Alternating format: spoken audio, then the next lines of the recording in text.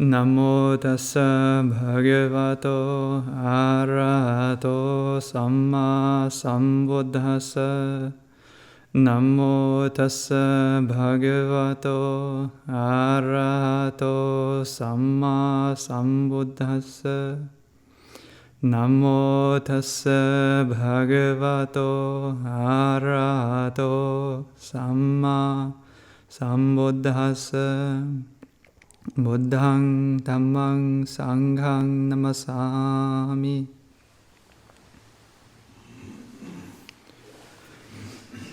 I've got a couple of readings today from Ajahn Anan, but before that, I'd like to read a little bit from the introduction to the Sutta Nipāta from Bhikkhu Bodhi, his recent translation that is somewhat related. In the introduction, Bhikkhu Bodhi discusses a small number of words that are particularly sort of special or significant to the Sutta Nipāta that are maybe not treated with as much weight in some of the other teachings in the suttas. And one of those words is akinchana, which, if I'm sure most of us know, Ajahn Anan's Pali name is akinchano, which is the nominative declension of akinchana. So I thought it'd be interesting, which is a nice little serendipitous moment that I read about this a couple of days ago, and then just kind of decided to read some from Ajahn Anan, so there's a tenuous link there. Kinchana originally meant something, anything, the implication being that kinchana are things one owns. Since early Buddhism conceives of ownership as a burden, the commentaries extend the meaning of the word to the things that drag one down. Hence it is taken to mean an impediment or defilement. An arahant, by eradicating lust, hatred, and delusion, is thereby akinchana, which I render closer to the more literal meaning as one who owns nothing, one who is ownerless. This development is based on the canonical statement, lust, friend, is a something, an impediment. Hate is a something, an impediment. Delusion is a something, an impediment. For a bhikkhu with influxes destroyed, these are abandoned, cut off at the root. Like anedja, the word akinchana is applied solely to the Buddha and Arahants. The Yaka Himavata praises the Buddha as one owning nothing, unattached to sensual pleasures and existence. Akinchanang kama bhave asattang. The Buddha himself uses the exact same phrase to describe the true Brahman and the Muni. When a haughty Brahman asks the Buddha about his birth or social class, jati, he first replies, "I'm not a Brahman, nor am I a prince. I'm not a Vesa or anything else." Then he describes himself as akinchana, one owning nothing. The Brahman student Dotaka in the Parayana praises the Buddha as a Brahman owning nothing, traveling about. In two places the Buddha declares, one who owns nothing, taking nothing, akinchanang anadanang, to be a true Brahman. He even extends the phrase from the personal to the impersonal, using it to describe nibbana. Owning nothing, taking nothing, akinchanang anadanang. This is the island with nothing further. I call this nibbana. The word akinchana thus suggests an ideal of total renunciation, of casting off. First, it signifies one who has cast off all external possessions so that one can wander freely, unencumbered by concern over things that drag one down. And second, in its extended meaning, it indicates one who has discarded the internal possessions, the defilements of the mind, which might impede even one who wanders freely. When akinchana is turned into an abstract noun, it yields akincanya, nothingness. This word is used as the name of the third formless meditation, the base of nothingness, akincanya yatana. This was the meditative attainment that the Buddha, before his enlightenment, attained during his apprenticeship under Alara Kalama, as told in the Arya Parayesana Sutta. In the Samyutta Nikaya, the term appears without explicit reference to the scheme of the four formless attainments. Thus, Upasiva is told to contemplate akinchanya in order to cross the flood. Posala is instructed to see with insight the origin of a kinchanya in order to gain the real knowledge of the Brahman. From the Sutta Nipāta, it seems that these words were part of the contemplative and ascetic culture to which the Buddha belonged, and thus were readily understood across traditions. But while non-Buddhist contemplatives could attain the base of nothingness as a formless meditative state, only the Arahant could be described as a kinchana.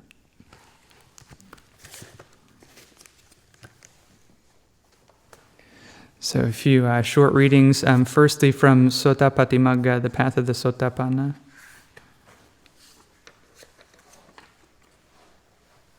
This first one is entitled, Doubts Can't Enter a Heart at Peace. When we practice in the way of sila, samadhi, and panya, we will notice that the way of practicing samadhi is much harder than merely maintaining sila.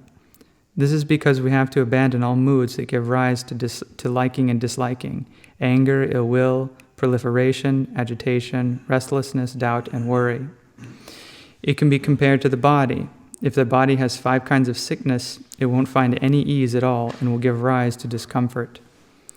These 5 sicknesses become the center of our attention because we can't find any comfort or ease in the midst of the painful feelings throughout.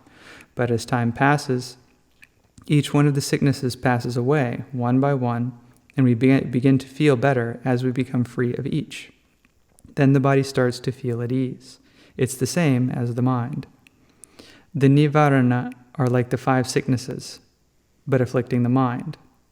Whenever one of these hindrances comes upon us, it stops us from experiencing peace and drives us into all sorts of liking and disliking, drowsiness, restlessness, or doubting. Then all we feel is unrest and agitation that leads to doubts about the way of practice. Sometimes Luang Por Cha would talk about these doubts and worries in his Dhamma talks. He would teach that these doubts come for us to investigate, to watch them arise, stay for a while, and pass away. There is no real abiding self, being, me, or us in them. In the course of practice, doubt will arise in many different disguises. The question may arise that, if I don't have any doubts at all, how am I going to be absolutely certain that I'm following the correct mode of practice? Then we start doubting about our doubts. They will wear on us, grinding us down until we start believing and taking these doubts on. Soon we don't know the way to find any peace at all, and the mind falls further into this darkness of confusion. The way to cross over this flood of doubts is to firmly keep the parikamma, the preparatory meditation object, within the heart at all times. Like using buddho, a heart infused with buddho will always be at peace, or we may even keep with the recollection of death constantly. When the mind is calm, desire, anger, delusion, doubts, and restlessness aren't anywhere to be found. There is only silence. Then we will know that keeping our parikamma is always in mind is the correct and direct way of practice. If we keep our meditation subject firmly within our minds at all times, when we have the opportunity to meditate, the mind will gather easily.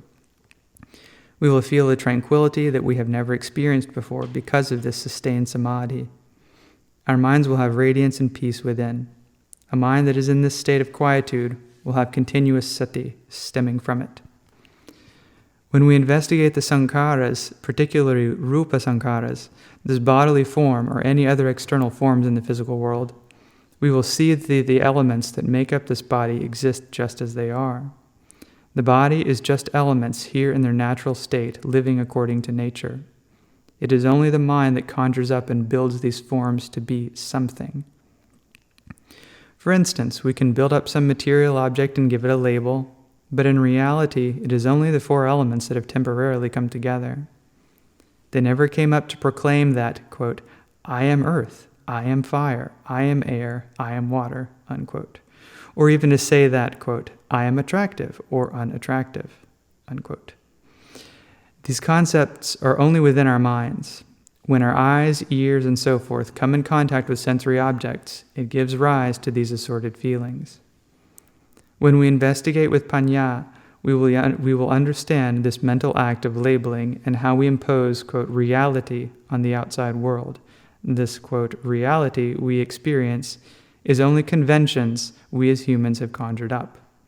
We have built up and created so many of them down to their finest details in various sorts. But when we throw all these conventions out and see the underlying reality, we will see that they are just anicca, not stable or lasting, dukkha and anatta, with no true entity behind them. When we contemplate in this way, we call this giving rise to paññā, and it arises right here within our hearts. All this comes from our practice of bhavana, from a quiet and peaceful heart. We should work to maintain this solace every day. This is the food and sustenance for the heart. We have enough sustenance to maintain the body already. We have enough of the four requisites to support the needs of this body. We have medicine to cure sicknesses and to prevent various sorts of diseases and to relieve the ones that are already present. The four requisites are something quite important because they are what the body needs. If the body lacks any of the four requisites, it makes life very difficult. We have a hall to practice bhavana, sit meditation, and to develop merit. Suppose we didn't have this hall. If it was raining or if the sun was beating down, our bodies would experience painful feelings.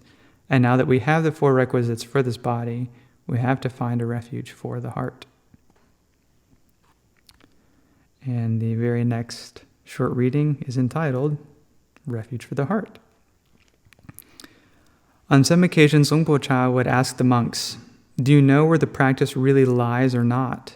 Do you know the real place of refuge for the heart already or not? Some monks would reply that they knew how to make their hearts calm and how to use samadhi to temporarily suppress mental impressions and moods. They still didn't know how to let go and be completely free of these impressions and moods. We have to realize practice and develop our heart. We have to really practice and develop our heart. We have to firmly establish an inner refuge within ourselves. This isn't something beyond the scope of what humans can do. We have already put forth a lot of effort, patience, and endurance in our various work and duties. Now we have to do the same with our bhavana to sustain and succeed in this task we have put before ourselves. We have to endure many ups and downs, traveling on the path of bhavana to develop enough sati to supervise and control our mental fluctuations. Even if we only progress a little, this is still the path of Arya Magga Jnana, the noble way for our hearts to destroy this main enemy, namely dukkha. I ask everyone to press forward in this way of practice. And then finally, a couple of short reflections from the compilation called Reflections from Emptiness. First one here is on page 140. When a disappointed monk asked Ajahn Anan how much longer it would be until he realized the Dhamma, the Ajahn told him, "It's like you're swimming in a deep ocean at night with no light. You don't know when you'll get to shore.